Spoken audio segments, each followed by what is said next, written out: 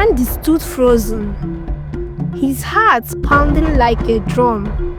His eyes darted between the three women standing before him: Salome, Stella, and Zara, all with swelling bellies, all looking at him with the same fierce demand. "You must marry us." Salome spoke first, her voice sharp as a blade. "Our families will never allow us to give birth without a husband," Stella added, crossing her arms.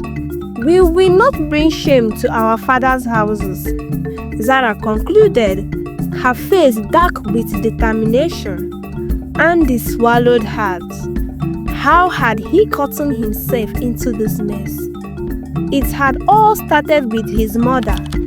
"My son," she had told him one evening as they sat outside their small mud house, watching the sunset, "before you marry any woman, make sure she can bear children. Some women are cursed, born without a womb. You are my only child, Andy. I must see my grandchildren before I leave this world." Andy, wanting to please his mother, had taken her words to heart. But instead of testing one woman, she had tested three, and now all three were pregnant. He thought he could walk away. He thought he could escape. But their families had gathered, and the elders had spoken. "You will marry all three. There is no other way." And so, Andy found himself with three wives. From the first night, his home became a battlefield. Salome accused Stella of being lazy. Stella called Zara a witch. Zara claimed Salome was trying to poison her food. Every day, the house shook with shouting. Plates broke, cloths were torn, and sometimes they even fought with their fists. Andy was caught in the middle, running from one room to another, trying to keep peace, but nothing worked. "Andy, you must tell her to respect me," Salome will cry. "Why must I respect her? I am your wife too," Stella will snap back. "If you had chosen only me, we wouldn't have this problem," Zara will whisper bitterly. Andy regretted everything, but it was too late. One night, as the moon cast air shadows over the compound, Zara sat alone in the kitchen, her hands trembling. Tears ran down her face as she stared at the small bottle in her palm. Poison. Her heart pounded as she thought of her life before Andy. She had been happy, free. Now she was trapped in a marriage filled with pain. If he had never touched me, if he had never gotten me pregnant, I wouldn't be here. He is the cause of my suffering, she whispered, gripping the button tightly. A dark thought crept into her mind. If Andy dies, this suffering will end. She turned to look at the pot of soup bubbling on the fire. Slowly, she opened the bottle and poured the poison inside. A wicked smile touched her lips. Tomorrow, Andy will eat, and tomorrow he will die. The night was silent, except for the distant hook of owl perched somewhere in the trees.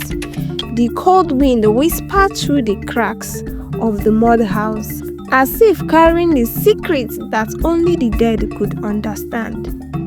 Zara sat quietly in the dimly lit kitchen, her eyes fixed on the bubbling pot of soup. Her heart pounded against her chest, yet her hands were steady. The poison had already dissolved, becoming one with the rich aroma of the meal she had prepared. She listened carefully. Andy was in the next room, complaining about his long day, his voice heavy with exhaustion. Salome and Stella were nowhere in sight, probably still arguing over who should sleep in his bed that night. Zara took a deep breath. This is the only way, she told herself. Slowly, she lifted the pot from the fire and placed it on the wooden table. She scooped some soup into a bowl, her hand trembling only slightly. The poison was invisible, tasteless, at least that's what the old woman at the market had promised when she had sold it to her. One sip, and he will be gone. She forced a smile and carried the bowl to the main room where Andy sat. Eat, she said softly, placing the bowl before him. I made your favorite. Andy looked up, his tired eyes warming at the sight of food. He had barely eaten all day, too distracted by the endless fight between his wives. Ah, Zara, he sighed, reaching for the bowl. At least you still care for me. She nodded, biting her lips.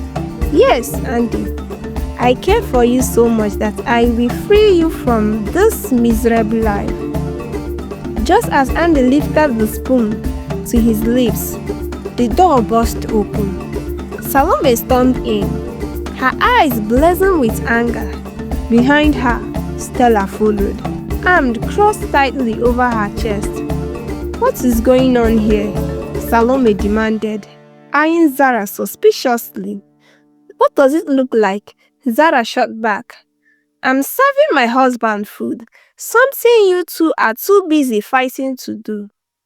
Salome's eyes narrowed. You never serve him food at this hour. What are you up to? Zara's heart pounded, but she forced herself to remain calm. Must everything be a problem in this house? She snapped. Andy is hungry. Should I let him serve? But Salome was already stepping forward, her eyes fixed on the bowl in Andy's hand. I am hungry too, she declared. If it's so good, I will have some as well. Before Zara could react, Salome grabbed a spoon and dipped it into the soup. Zara's breath caught in her throat. No, she wasn't supposed to eat it, only Andy. She wanted to snatch the bowl away, but it was too late. Salome has already swallowed the first spoonful. She hummed, taking another bite. This is good. Stella smiled. Since when do you compliment Zara's cooking? Salome ignored her and took another spoonful.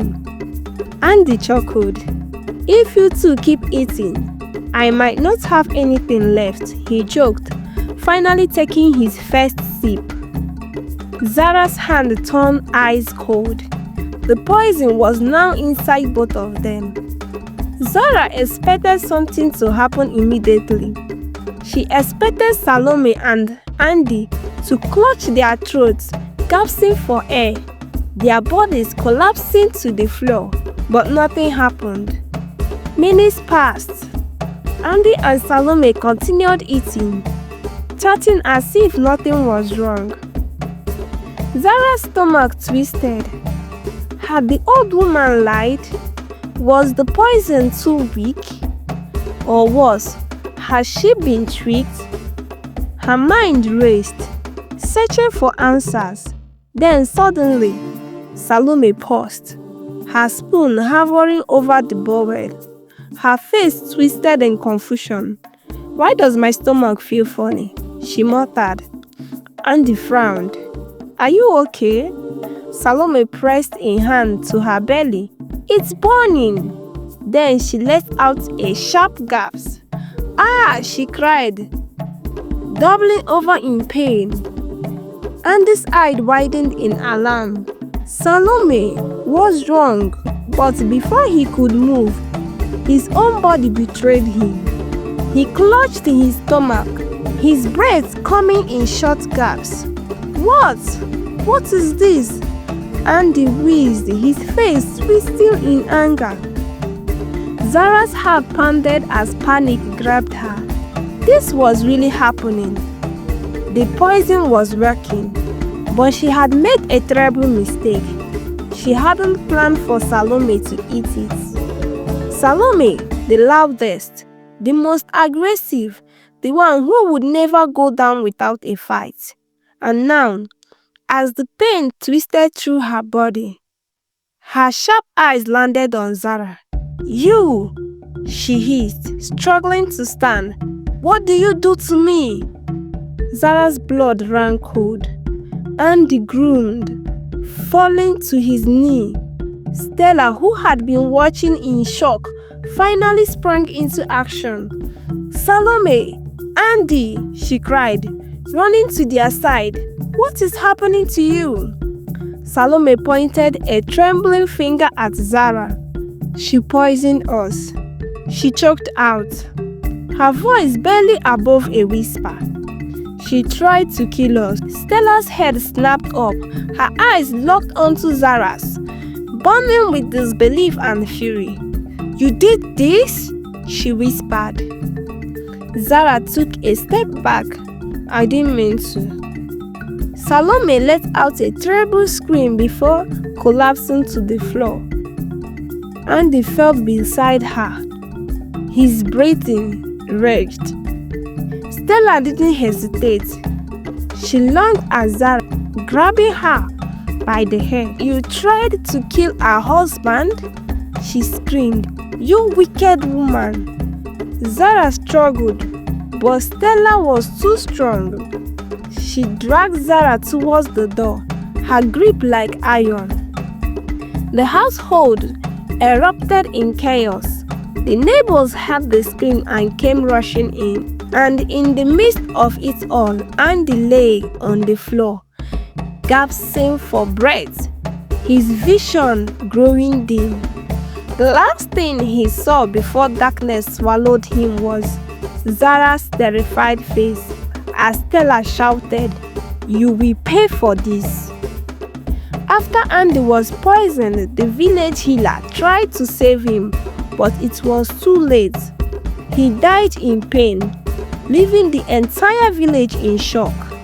His second wife, Salome, also died after eating the poisoned food, while Stella barely survived. The village mourned deeply because Andy was an only child, and his death brought sorrow to his elderly mother. The villagers quickly turned their attention to Zara, the third wife, who had poisoned Andy and Salome. When she was confronted, she broke down and confessed. She blamed Andy for ruining her life, saying that if he had not gotten her pregnant, she wouldn't have suffered in a loveless marriage. Her words angered the villagers even more. The village elders and the chief gathered to decide Zara's fate. After much decision, they announced that she would be sentenced to death for her crime. Many villagers supported the decision, believing that she deserved punishment for taking innocent lives. Others, however, felt pity for her, realizing that the whole situation started because of Andy's mother's advice, forcing him to test a woman's fertility before marriage. On the day of the execution, Zara was led to the village square, where the people had gathered to witness her punishment. She walked barefoot, her hand tied behind her back, her face full of regret. She looked around, seeing the sorrow in the eyes of some villagers and the anger in others. Before her execution, Zara spoke her last words. "I did wrong, but I was wronged also. If Andy had not listened to his mother, none of this would have happened. We were all victims of a tradition that caused more harm than good. I hope no other woman or man suffers like we do. Her words left many people deep in thought. After her execution, the village remained quiet for days. People began to question old traditions and the consequences of forcing people into unhappy marriages. Moral lesson: 1. Bad tradition can destroy lives. Not all customs should be followed blindly. 2. Revenge brings more pain. Zara's anger led to a greater suffering. 3. Choices have consequences. Andy's decision, based on his mother's advice, led to a tragedy. 4. Marriage should be based on love, not on pressure. Forced relationship leads to misery. Thanks for watching. Please subscribe for more.